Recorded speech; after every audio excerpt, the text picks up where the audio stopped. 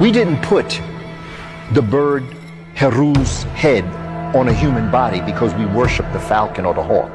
We put that on because we realized that the hawk, the falcon, the bird has a special God creator gift, and that's sight. They studied the falcon. They realized it's the fastest creature, the fastest animal on the planet Earth. The pelican falcon goes 200 miles per hour. Jet pilots and bombers are imitating the descent of a falcon as it tucks his wings in, as his arms come in. You can't hide. I can spot you under a leaf 2 miles away. You know, see those concepts. So the king, all the rulers were depicted as great falcons. In fact, they're called Chimsu Heru, followers of Heru. Not because they wanted to be a bird, because they wanted to accent these dynamic characteristics. Now that happens with all of the animals. And so you see that back in ancient Kemet with the pharaohs being the embodiment of God.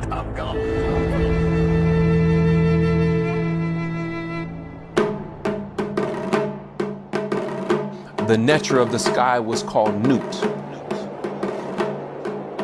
The nature of the Nile, of the waters, was called Hapi.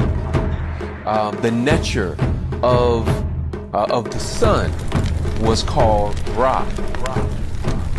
And so, for example, Asar, Aset, and Heru, those are examples of nature. We have Ma'at, we have Jehuti.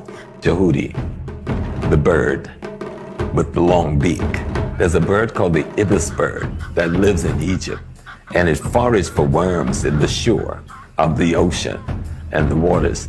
And it looks like it's writing. It looks like it's scripting, you know, doing cursive writing. And so when they wanted to show people an example of what someone who is a writer, a recorder is, they use that bird as that symbol, and the people get it. The ibis crane, showing skillness, meditation, patience, intellect. So we use Jehuti as the ibis crane. They use the jackal, Anubis, that has a dog head. And so you see, oh, they worship a dog. No. The culture in ancient Egypt, the jackal was a dog that would bury its meat when it killed it, because the meat is too tough for the body to digest, like a deer or an antelope.